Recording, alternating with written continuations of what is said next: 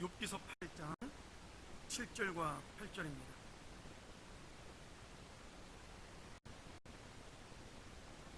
여러분에게 전부 교재 카피해서 나눠드렸죠? 집에 가셔서 8장, 9장, 10장, 그리고 18장, 19장, 25장 다 같이 읽으셔야 오늘 배우는 말씀을 종합한 거 읽으시면 부탁드리고요. 8장 7절과 8절 같이 읽죠. 자, 시작. 내 시작은 미약하였으나 내 나중은 심히 창대하리라. 청컨대 너는 예시대 사람에게 물으며 열주의 터득한 일을 배울지어다. 아멘. 감사합니다. 오늘 우리 찬양대 호산나 찬송 불러드리는데 중요주일에 딱 맞는 찬송이죠. 여러분 호산나 뜻이 뭔지 아세요? 그게 중요한 건데. 네. 호산나, 주여 우리를 구원하소서. 주여 우리를 구원하소서. 이걸 가지고 라틴어로도 이제 많이 만들어서 이제 성가곡이 굉장히 많죠. 쌈주스가 그러나요? 여러분 왜 그러면 예수님이 예루살렘에 입성할 때 이스라엘 백성들이 종려나무 가지를 흔들어서 환영하면서 호산나라고 외쳤을까요? 거기 굉장히 중요한 몇 가지 단어가 있는데 오늘 본문하고 조금 연결해서 생각을 해보죠. 자, 뭐라고 얘기하죠? 종려나무 가지를 흔들면서 호산나 다윗의 자손으로 오시는 이여, 이렇게 부른단 말이죠. 앞에 호산나는 주여 우리를 구원하소서입니다. 그렇죠? 뒤에 다윗의 자손으로 오시는 이유는 이거는 메시아라는 뜻이죠. 이스라엘 사람들은 하나님이 보내신 메시아를 여러 가지 단어로 표현하고 있습니다. 그래서 성경에 보면 가장 중요한 단어가 뭐냐면 다윗의 자손이라는 말입니다. 이스라엘 백성들은 사무엘하 7장 14절 이하에 하나님이 다윗에게 복을 줬어요. 어떤 복을 줬냐면 다윗이 성전을 지으려고 그랬더니 하나님이 짓지 말라 그래요. 못 짓게 하죠. 왜 못 짓게 해요? 성전은 평화의 상징인데 너는 전쟁에 나가서 피를 많이 흘렸으니까 네가 성전을 지으면 그 성전은 남들이 볼 때 영광스럽지 못한 성전이 된다. 그러니까 네 아들, 내가 네 아들에게 성전을 짓게 할 테니까 너는 성전을 짓지 마라. 다윗이 굉장히 서운해하죠. 대신 아들 솔로몬이 성전을 지을 수 있도록 굉장히 많은 재료들과 보물들을 모아놓기 시작을 합니다. 나중에 솔로몬이 성전을 지을 때 7년 동안 성전을 짓고 난 다음에 다윗이 모아놓은 것을 다 썼는데 남았다 그럴 정도로 많이 모아놓은 거예요. 그때 다윗이 성전을 지으려는 그 마음을 가졌을 때 하나님이 네가 성전을 짓지 못하지만 내가 그 마음을 받아서 너에게 성전을 지은 것 같은 축복을 주겠다라고 말씀하시는 게 사무엘하 7장 14절 이후로 나오는 나단의 신탁, 다시 말하면 나단이 전해주는 하나님의 축복의 말씀이, 우리가 그거를 신학용어로 나단의 신탁이라고 부르는데 거기에 보면 두 가지의 굉장히 큰 축복이 나와요. 하나는 뭐냐면 너의 왕위가 끊어지지 않겠다라는 거예요. 7장 가서 한번 읽어보셔요. 이런 거 잘해야 성경 공부한 보람이 있는 겁니다. 이렇게 번개를 해서 신약을 볼 수 있어요. 거기에 보면 내가 너의 왕위를 끊어지지 않겠다 이렇게 약속을 하셔요. 그래서 다윗은 왕의 자리에서 쫓겨나지를 않죠. 두 번째 약속이 있어요. 너의 후손들이 왕위에서 끊어지지 않겠다라고 약속을 하죠. 그래서 이스라엘 나라가 나중에 두 쪽이 나서 남북으로 갈라져서 남유다는 유다 지파와 베냐민 지파 두 지파만 남고 북이스라엘 지파는 10지파가 연합해서 에브라임 지파를 중심으로 다 뻗어나갔을 때 남유다는 조그만 나라가 남았지만 다윗의 후손들이 왕위를 계속 이어갔습니다. 못하든 잘하든 하나님의 약속이 있으니까, 축복의 약속이. 근데 북이스라엘은 계속 바뀌어요. 여로보암 됐다가 또 여로보암 아들이 됐다가 나중에 시므리가 반란 일으켰다가 오므리가 반란 일으키고 이런 식으로 계속 왕이 바뀌고 모압 왕이 됐다가 예후가 됐다가 이런 식으로 다윗의 후손이나 어떤 사람의 후손이 아니라 신하들이 반역을 해서 왕이 바뀌는 쿠데타가 자꾸 일어나게 됩니다. 그러면 북이스라엘이 남유다보다 더 믿음이 나빠서 그런 거냐? 그게 아니고 하나님이 다윗의 믿음을 보고 다윗의 마음을 보고 다윗 후손들이 왕위를 계속 이을 것이라고 축복을 주신 겁니다. 그런데 이 축복이 그냥 다윗의 왕조로 끝나는 것이 아니라 신약에 와서 마지막 영원한 왕이 누구세요? 다윗의 후손 중에 가장 영원한 왕 예수 그리스도로 연결이 되는 겁니다. 이스라엘 사람들 마음속에 어떤 생각이 있냐면 하나님께서 메시아를 보내시는데 그 메시아를 누구로 보내시느냐? 다윗의 후손을 통해서 보내신다라고 믿었어요. 그래서 다윗의 후손 중에 메시아가 나올 것이야, 다윗의 후손 중에 메시아가 나올 것이야, 이렇게 이야기를 하다가 그것이 고유명사처럼 굳어져서 다윗의 후손은 메시아랑 똑같은 말로 사용되기 시작을 한 겁니다. 무슨 말인지 아시겠죠? 그래서 이스라엘 사람들은 다윗의 후손 그러면 메시아 그리스도랑 동일시 여겼습니다. 자, 또 메시아를 다른 말로 뭐라 하냐면 인자라는 단어를 씁니다. 인자는 뭐죠? Son of Man, 사람의 아들이라는 뜻이잖아요. 한문이니까. 근데 왜 인자가 메시아냐? 다니엘서 7장에 보면, 여러분 다니엘서는 요한계시록하고 연결해서 볼 수 있는 책이죠. 둘 다 예언서니까. 근데 다니엘서에 보면 다니엘서 7장에 하늘에서 하나님이 우리를 보고 계시는데 다니엘이 환상 중에 뭘 봤냐면 하늘 우편에 인자와 같은 이가 계시다라는 표현을 써요. 그분이 누굴까요? 하나님 우편에 앉아서 우리를 바라보신 인자와 같은 이. 예수 그리스도죠.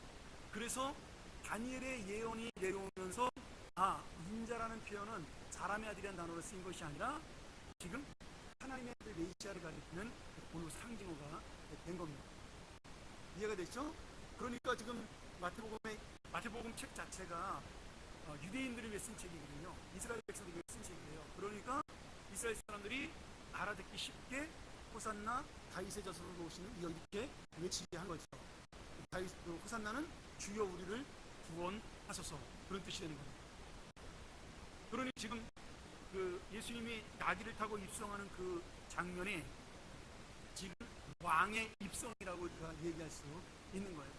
왜 왕의 입성이냐? 자, 보통 종려나무 가지를 흔드는 것은 왕이 지나갈 때 백성들이 환영하는 의미로 흔들었습니다. 지금 뭐 흔들죠 우리? 대통령 지나가면? 태극기가 좀 이상해지긴 했는데 그래도 그 남의 나라 대통령이 오거나 우리나라 대통령이 지나가면 보통 태극기를 흔들어서 환영했잖아요. 예전에 초등학교 때 박정희 대통령이 지나간다 그러면 학교에서 다 밖으로 나오라 그래가지고 태극기 흔들겠던 기억 나는데 그랬나 모르겠어. 공부해야 되는데 추운데 나오라 그래가지고. 근데 그게 대통령의 상징이라는 거죠. 뭐 봉황 이빨을 흔들게 한다든지 뭐 이런 식으로. 그런 것처럼 종려나무 가지를 흔드는 것은 왕이 지나갈 때 그렇게 상징을 하는 겁니다. 또 예수님이 뭘 타고 갔죠? 나귀 타고 갔잖아요. 말하고 나귀하고 어느 게 더 비싸요? 네? 말이 비싸죠. 말이 훨씬 비싼데 왜 나귀 타고 갔을까요? 왜 나귀 타고 갔을까요? 구약의 예언에 나귀를 타고 오신다 그랬는데 스가랴서에. 근데 나귀가 원래 누가 타는 거냐면 귀족과 왕이 타는 동물이었어요. 이스라엘은 하나님의 명령 때문에 말을 키울 수가 없었어요. 하나님이 사무엘의 왕을 삼으라 했을 때 세 가지를 금지를 시킵니다. 뭘 금지시키죠? 하나는 군사를 많이 키우지 말아라. 그 다음에 두 번째는 이집트에 가서 말을 사오지 마라. 세 번째는 부인만이 얻지 말라. 이렇게 경고를 했단 말이죠. 그걸 다 어긴 사람이 누구냐면 유명한 솔로몬 왕입니다.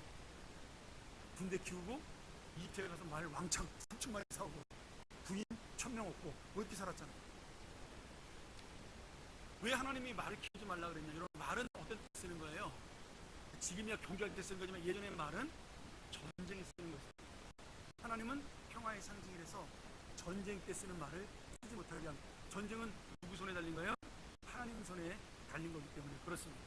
그래서 말을 쓰지 못하게 했기 때문에 그 당시에 귀족들과 왕들은 나귀를 타고 가는 겁니다. 나귀는 뭐 할 때 쓰는 거죠? 부르막 끌 때 쓰는 거잖아요. 그렇죠? 짐 싣고 가는 마차를 끌 때 쓰는 게 나귀입니다. 그러니 하나님께서 왕의 의미를 무엇으로 보냐? 너네는 백성을 위하여 일하는 자다. 그런 뜻이 되는 거죠. 귀족들이 나귀를 타는 것은 귀족이 훌륭하다 이런 뜻이 아니라 백성을 위하여 일하는 자다. 이런 상징이 그 나귀 속에 들어있는 겁니다. 그래서 예수님이 나귀를 타는 것은 왕의 상징이에요. 자, 종려나무, 나귀 다 왕의 상징이죠. 그 다음에 호산나 다윗의 자손으로 오시는 이여, 이렇게 부르는 것도 지금 영원한 왕 메시아를 찬양하는 거잖아요. 이게 지금 종려나무 가지를 흔들면서 예루살렘에 입성하는 그 순간을 보면 예수님이 와서 무엇이 되라 그러는 거예요? 이스라엘의 왕이 되어달라는 이야기입니다. 왕이 되어달라. 그러면 이 왕은 무슨 왕일까요? 저는 이것만 듣고 가도 여러분 성경 공부 한 1년치 하고 가는 겁니다. 구약과 신약을 한 번에 이렇게 한번 볼 수 있는 거죠. 이 왕은 무슨 왕이에요? 예수님이 진짜 그 왕이 되시려고 그랬나요? 아니죠. 이 왕은 백성들이 원하는 왕이었어요. 여러분, 백성들이 원하는 왕은 어떤 왕일까요? 그 당시 이스라엘이 로마의 식민지로 있었으니까 이스라엘을 해방시켜주고, 그 당시 이스라엘 사람들이 가난하고 굶주렸으니까 자기를 배부르게 할 왕, 자기를 잘 살게 할 왕, 그 왕을 찾았던 겁니다. 그런데 예수님이 어떻게 그 사람들의 기준 속에 들어갔을까요? 예수님은 어떻게 사람들이 원하는 왕의 기준에 들어갔을까요? 자, 우리가 마태마가 누가 요한에 보면 가장 많이 나오는, 이 사복음서에 유일하게 모두 나오는 기적이 하나 있는데, 제가 예전에 한번 말씀드렸습니다. 무슨 기적이죠? 오병이어의 기적입니다. 보리떡 5개와 물고기 2마리로 5,000명을 먹이신 기적이에요. 사복음서에 유일하게 4군데 다 나오는 기적이거든요. 이스라엘 백성들은 그 떡을 만드시는 예수님, 오병이어를 가지고 5,000명을 먹이신 그 예수님을 바라보면서 그때 왕으로 찍은 거예요. 저 사람은 나를 배부르게 할 수 있는 왕이다. 그래서 예수님을 왕으로 모시려고 했던 사람들이 지금 예루살렘 입성할 때 환영을 하는 거죠. 여러분, 그 당시에 떡을 만들어줬다는 것은 엄청난 의미가 있어요. 왜냐하면 메시인 당시의 사람들은요 굉장히 가난했습니다. 그리고 로마의 많은 세금을 빼앗기고 있었고, 그 세리들, 세무쟁이들이 또 착취하고 막 이랬기 때문에 대부분 일반 사람들은 굉장히 가난하게 살았어요. 그래서 수많은 백성들이 그것을 싫어해서, 가난이 싫어서 뭐가 됐냐면 산도둑이 굉장히 많이 됐습니다. 우리 누가복음 10장의 선한 사마리아인의 비유를 보면, 그 어떤 한 이스라엘 사람이 여리고로 내려가다가 강도를 만나 고반 죽게 되었다, 이런 말씀 나오잖아요. 근데 그런 것들이 너무나 이스라엘 그 시대에 흔하게 일어났던 일이라는 거예요. 산 비슷한 데 들어가면 옛날 우리나라 산적처럼 그런 강도들이 많았다는 거예요. 왜? 먹고 살 게 없었기 때문에. 근데 그런 먹고 살 게 없는 시대, 그 당시에 보통 중산층이 하루에 2끼를 먹었습니다. 3끼가 아니고 2끼 먹으면 부자였어요. 그리고 일반 백성들은 거의 한 끼만 먹었습니다. 보리떡 5개와 물고기 2마리 갖고 온 그 꼬마 아이, 그 아이의 그 도시락은 무엇일까요? 그 아이가 하루 종일 먹어야 될 양식입니다. 전부였습니다. 그래서 가치가 있는 거예요. 그러니 한 끼밖에 못 먹는 인생을 사는 이스라엘 백성들에게 지금 12광주리가 남을 만큼 보리떡 5개와 물고기 2마리로 먹을 것을 만들어주신 예수님이 왕이 되어야만 자기들이 살 수 있다고 생각을 한 거죠.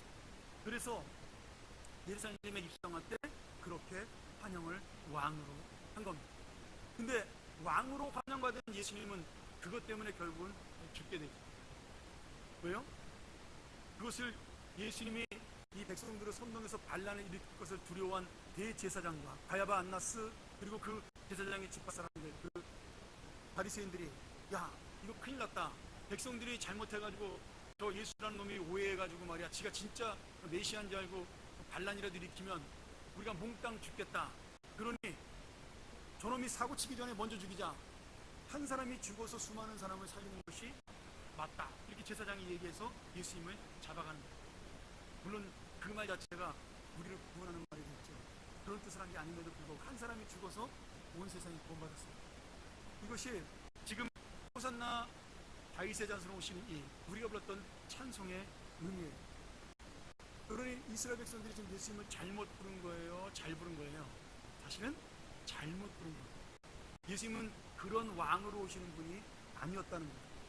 그래서 예수님이 그렇게 입성해서 거기서 예루살렘에서 지나다가 결국 십자가 달려 돌아가실 때, 여러분, 그 수많은 예수님을 환영했던 군중들이 그 가야바의 그 안나스의 뜰에서 재판받을 때, 빌라도의 재판정에서, 십자가의 그 갈보리산에서 한 명이라도 예수님을 부르는 사람이 있었나요?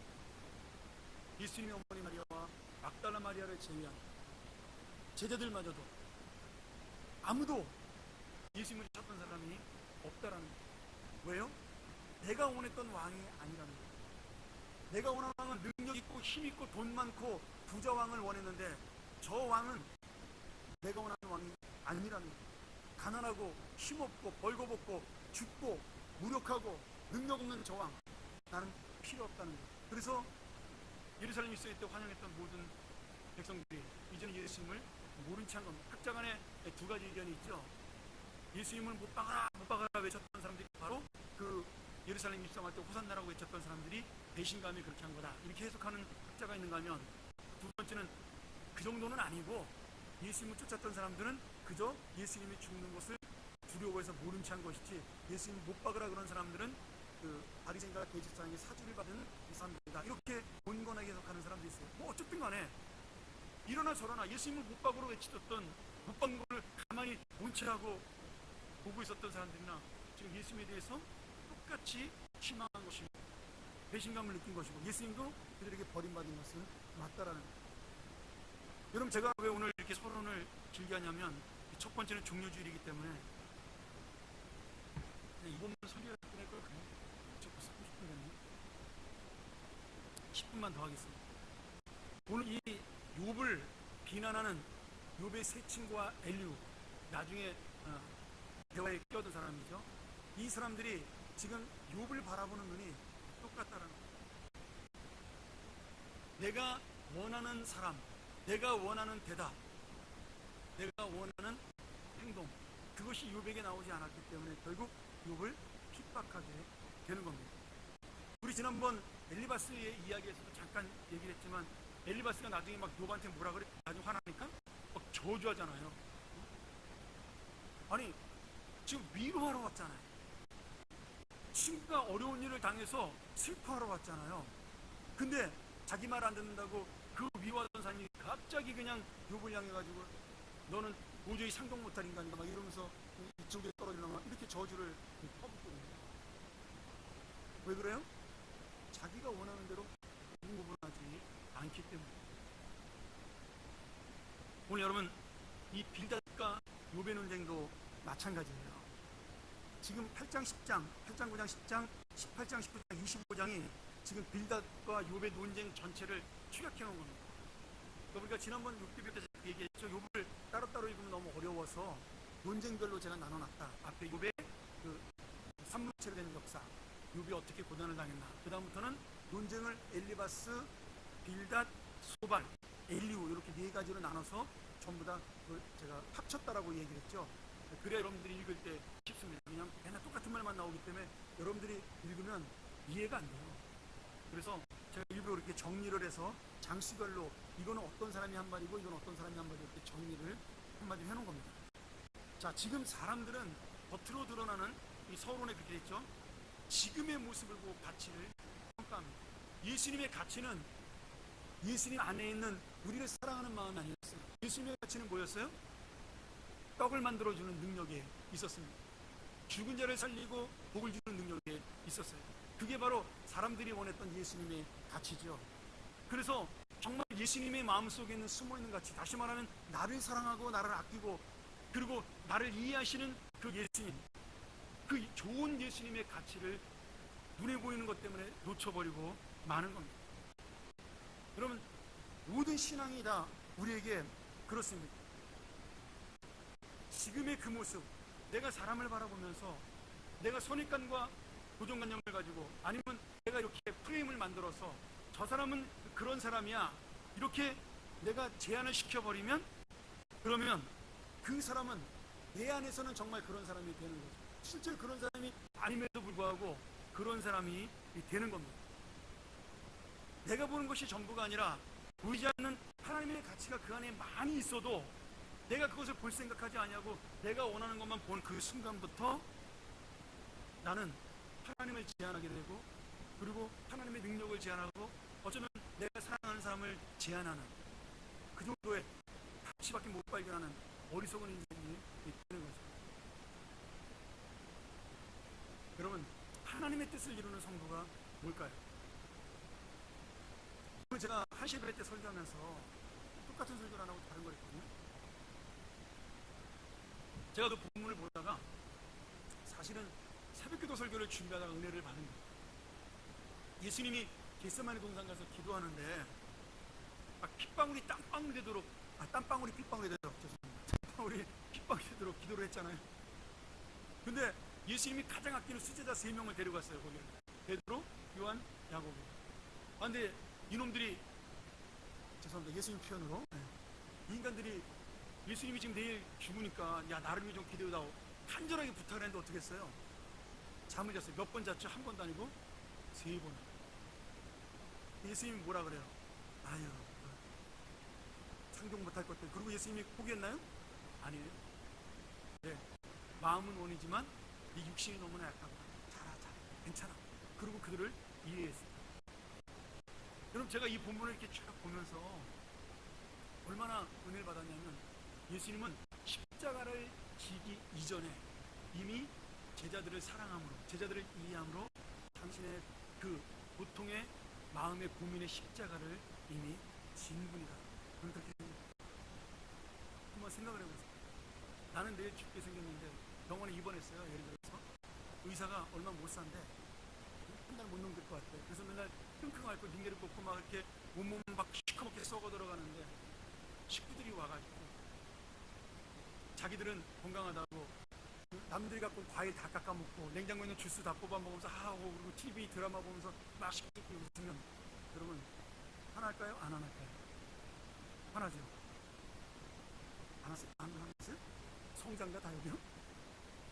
난 괜찮아 어차피 죽을 놈이니까 니네나 잘 먹어 그러나요?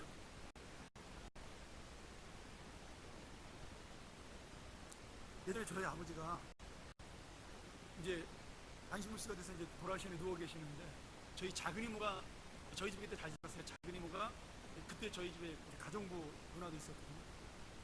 이름도 화자 누나라고 옛날에 그랬던. 근데 그 누나가 이제 저를 키워준 거죠. 어머니는 장사를 나가셔야 됐으니까 제가 이제 어리니까 저를 키웠는데 집안일이 많으니까 작은 이모를 시골에서 데려가서 집에서 이제 살림을 도와주냐. 옛날에 많이 그랬잖아요. 가난해서 아무것도 없으면 데려가. 저희 집이 좀 잘 살아서 그렇게 할 수가 있었는데 근데 저희 작은 이모가 나이가 되게 어렸습니다. 지금 뭐 나이가 많으시지만 그때는 10몇 살밖에 되지 않아요. 그때니까 왔으니까 이제 철이 없잖아요. 근데 아버지가 누워 계시는데 자기는 너무너무 서울이 좋으신 거예요. 그래서 이렇게 막 웃고 깔깔대고 재밌어하고 그 화장하는 분이랑 저한테 정말 엄마 같은 분인데 얼굴은 잘 모르겠지만 그분하고 막 놀면서 재밌게 이야기하고 그러는데 우리 아버지가 그 안방에 침대에 1년 가까이 누워 계시니까 밖에서 그러는 그 소리가 막 웃는 소리가 들리고 웃으면서 이렇게 방에 들어오고 그러면 아버지 마음이 별로 안 좋으셨죠. 나중에 어머니가 이제 저희한테 해준 말이 그거예요. 아버지가 야단은 못 치고 멀리 가서 웃으라. 멀리 가서 웃으라.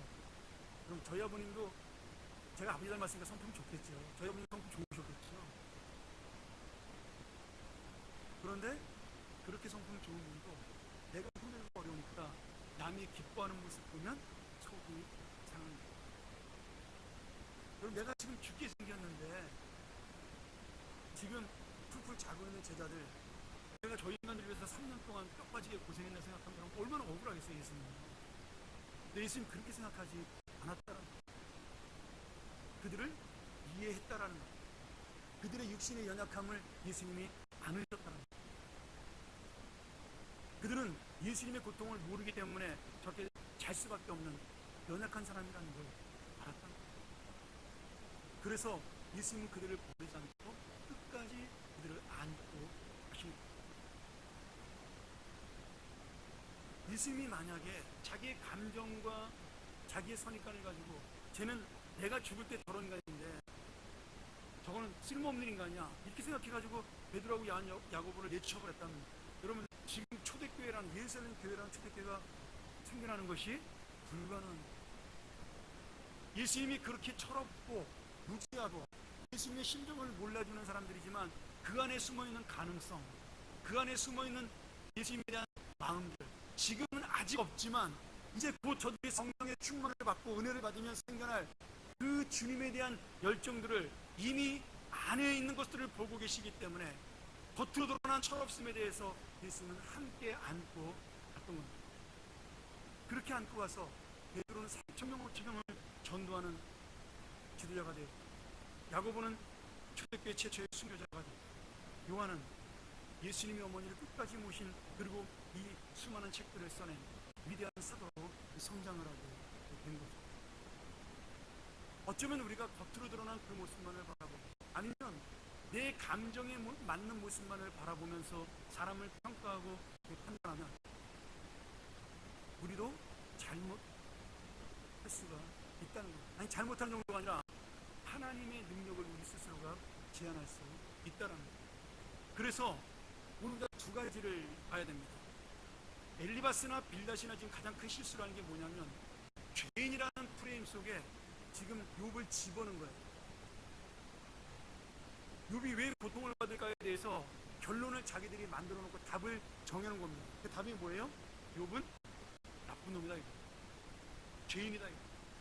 그 프레임을 따놓고 그 속에 욥을 집어넣어놓고 욥에게 자꾸 그 프레임 안에 있는 대로 맞춰서 대답하라는 거예요. 마치 우리 일지 쓸 때 순서가 써가지고 그대로 읽으라고 그런 거랑 똑같은 거예요. 나는 죄를 안 줬어도 너 이대로 그냥 읽어. 죽고 싶지 않으면 여기서 읽어. 그렇게 하는 것과 똑같다라는 거예요. 그래서 그들은 욥 안에 있는 하나님에 대한 진실함, 그리고 욥이 갖고 있는 순수함, 그리고 욥이 갖고 있는 하나님에 대한 그 중심의 마음들을 하나도 볼 수가 없었던 거예요. 요새 그 대통령 선거한다고 우리나라도 난리 벌어지잖아요. 한 달 뒤에 뭐 이 사람은 저렇다, 저 사람은 저렇다 하고 자기들 나름대로의 프레임을 탁 짜가지고 뭐 올리고 내리고 뭐 욕하고 비난하고 뭐 막 그러잖아요. 근데 여러분, 신문 봐보세요. 하나도 제정신 있는 인간이 없어요. 대통령 후보진. 그렇죠? 그 신문에 나온 그대로라면, 그 프레임 그대로라면 우리는 무슨 빨갱이 대마왕을 지금 대통령 후보로 섬기고 있는 거고, 한 사람은 뭐 정말 깡패 두목을 대통령으로 만들려고 하는 거고요. 어떤 사람은 또 그냥 지금 재판장에서 그 감옥에 들어갈 사람을 대통령 후보로 지금 만들고 있는 겁니다. 그럼 이게 우리가 보는 프레임이라는 거예요. 근데 그 프레임은 우리나라에서 가장 똑똑하고 뛰어난 사람들이 짜놓은 프레임이에요. 그래서 사람들이 얼마나 악한 것인지를 여러분 아셔야 돼요. 얼마나 무식하고 무지한 건지를 아셔야 돼요. 우리나라 최고의 대학을 나와서 최고로 많은 공부를 한 기자들, 최고로 많은 지식을 가진 사람들이 짜놓은 프레임이 그런 부정적인 프레임이라는 거예요. 그건 참 이게 안타까워요. 그러면 물로 승부를 봐야 돼요. 대통령은 내가 어떻게 정책을 하겠다라는 그런 승부를 봐야 되는 거예요. 저놈 나쁜 놈이야 라고 이야기해서는 자기도 결국 나쁜 놈이거든요. 상대방에서 똑같이 욕을 하면, 여러분, 그런 네거티브 운동은 성경적이지 못해요. 예수 믿는 사람들이 있는 정도냐 모르겠지만, 다른 정책을 가지고 내가 이렇게 하면 이 나라가 더 잘 될 것이다라는, 그걸로 국민을 설득해야지. 저놈은 나쁜 놈이니까 뽑으면 안 돼. 항상 정치를 저질로 끌고 가는 거죠. 악으로. 저놈을 뽑으면 최악이니까 날 뽑으면 최악이야. 이런 식의 논리거든요. 아니, 제일 좋은 걸 뽑아야 되는데 우리나라는 항상 그래요. 모든 대통령 선거할 때마다. 아니, 국회의원 선거할 때도 마찬가지예요. 이게 두 가지죠. 하나는 지식층의 민도가 낮은 겁니다. 지적인 수준을 가진 지식층들이 자기 이익과 욕망에 사로잡혀서 국민들을 무시하는 거예요. 우리는 그 무시당하고 있는 국민들인데 잘 모르는 거죠. 왜? 내가 열심히 그거에 대해서 생각하지 않고 그냥 알아는 대로 믿으니까. 여러분, 지금 욥도 똑같은 거예요. 욥도 지금 그 프레임 속에서, 욥은 어떤 죄를 지은 적도 없는데 지금 엘리바스와 빌닷이 하는 이야기를 들어보면 욥은 완전히 사탄의 앞잡이고 악마의 대마왕이고 뭐 이렇게 되는 거죠. 심지어 나중에가 막 저주도 해요. 이제 나중에 뒤에 그 20장 넘어가면요, 아니, 친구로 왔는데, 위로하러 왔는데 욥이 자기 말을 안 들으니까, 내가 원하는 생각대로 들어와주지 않으니까, 거기에 맞다는 대답을 안 해주니까 이제는 욥을 아예 나쁜 놈에서 저주받은 인간으로 취급을 해버리고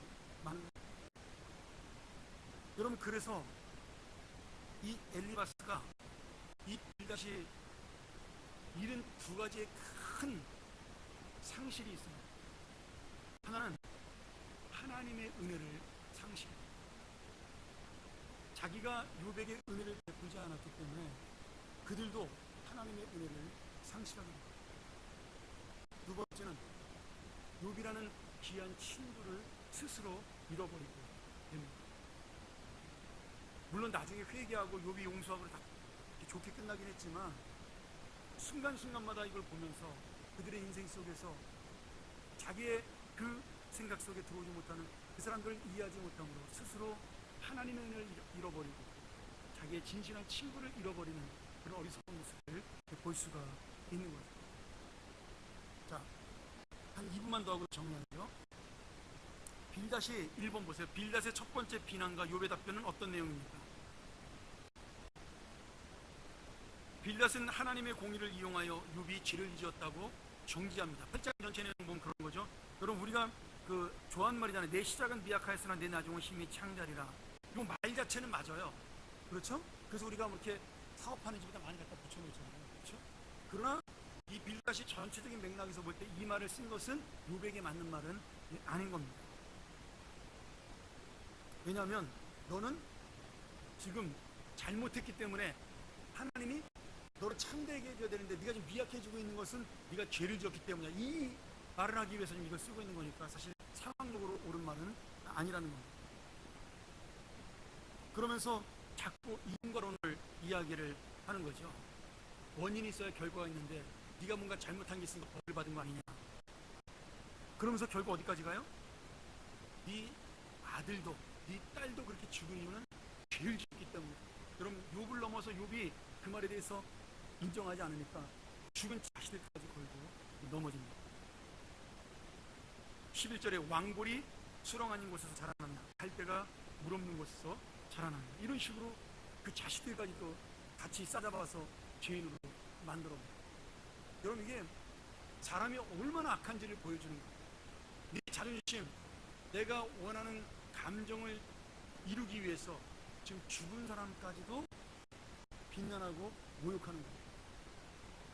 욥의 자식들을 자기가 본 적도 없으면서 그들이 죄를 지었는지 안 지었는지까지 모르잖아요.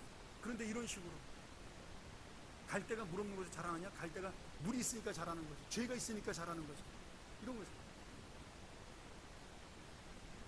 오늘 여러분, 제가 다음 주에 한 번 더, 다음번에 이거 말씀 전할 때 한 번 더 얘기해요. 여러분, 결코 다른 사람의 죄를 정죄하는 것이 하나님의 뜻이 아닙니다. 정죄는 하나님의 몫이고 우리의 몫은 위로입니다. 우리가 놓쳐서는 안 됩니다. 자, 말씀 정리하죠. 우리가 오늘 이 말씀 보면서 오늘 예수님에 대한 선입관, 예수님에 대한 자기의 프레임을 가지고 예수님이 이런 왕위를 되기를 원했던 사람들은 결국 어떻게 했어요? 예수님을 배신합니다. 여러분, 우리라고 별다를까요? 신앙의 프레임을 내 마음대로 짜놓고 내가 이 정도 사니까 하나님이 나한테 이만큼을 복을 줘야 돼. 내가 이 정도로 예수 믿었으니까 나는 이 정도 존경을 받아야 돼. 내가 이 정도로 봉사하니까 다른 사람들 나를 이 정도는 알아줘야 돼. 이런 식의 신앙의 프레임을 짜고 스스로 그것 때문에 만족하지 못하면 여러분, 하나님의 은혜를 잃어버리고 됩니다.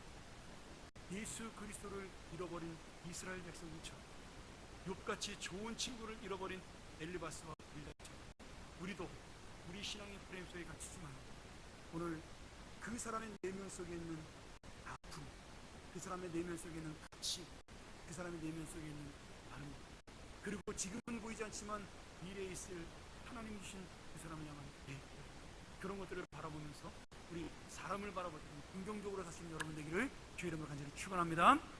우리 한번 기도하죠.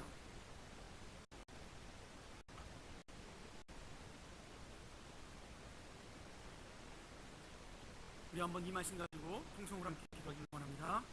하나님, 내가 내 안에 있는 것들 그것에 만족하지 않도록 도와주시오. 내 스스로 하나님을 제한하지 않냐, 사람을 제한하지 않냐, 하나님의 무한한 가능성을 보며 내 인생을 바라보게 도와주시오. 나 스스로를 제한하여 나는 이것밖에 안 된다라는 생각을 버릴 수 있도록 도와주시며 다른 사람을 바라볼 때에도 긍정의 마음으로 그리고 하나님의 마음으로 저들 하나님이 어떻게 역사하시는가를 바라보는 그런 그런 귀한 마음을 달라고, 바른 예수님을 볼 수 있는 믿음의 눈을 달라고 우리 함께 통성으로 기도합니다. 전능하신 아버지 하나님, 오늘 이 말씀을 향하여 우리가 나가기를 원합니다. 하나님의 마음, 우리 같은 죄인들을 사랑하셔서 우리의 미래까지 봐주시고 우리의 변화까지도 앞서서 봐주시는 그 하나님의 마음, 그 마음이 바로 우리의 마음이 되게 도와주시고, 베드로와 요한과 야고보까지 사랑하시고 이해하셨던, 잠자는 그들을 애초롭게 여기셨던 그 예수님의 따뜻한 마음, 그 마음을 우리에게도 허락하여 주시옵소서. 예수님은 그 제자들을 보며 배신을 느낀 것이 아니라 연민과 동정과 사랑을 느꼈으니 우리도 바로 이러한 마음을 가지고 살아간 주님의 귀한 자녀들 될 수 있도록 하나님 인도하여 주시옵소서. 하나님 아버지 감사합니다. 오늘도 이 귀한 말씀을 가지고 우리가 잠시 나누었습니다. 주님, 하나님의 마음을 돌아볼 수 있도록 도와주시옵소서. 내일서부터 우리가 일주일 동안 고난주간이며 또 전교인 특별 새벽기도회를 배워갑니다. 우리가 한 주간 동안 기도의 제목이 나에게 예수님의 마음을 달라고, 예수님이 십자가를 졌던 그 마음을 달라고, 우리가 함께 기도하며 응답받는 교회가 되고 그런 귀한 성도들 되기를 간절히 소원합니다. 오늘 욥의 아픔을 하셨던 하나님, 내 마음의 아픔도 이해하시며 위로하시며 또 우리 모두가 함께 그 아픔들을 함께 나누는 귀한 공동체가 되게 하여 주시옵소서. 지금은 우리 주 예수 그리스도의 은혜와 하나님 아버지의 사랑과 성령의 감동감하심과 교통하심이 오늘 사랑하는 주님의 자녀들, 하나님의 놀라우신 은혜의 눈으로 이 땅을 바라보며 우리의 형제와 자매를 바라보기 원하는 우리 귀한 주님의 자녀들 머리 위에, 사랑하는 교회 위에 지금도 영원토록 함께 하실지어다.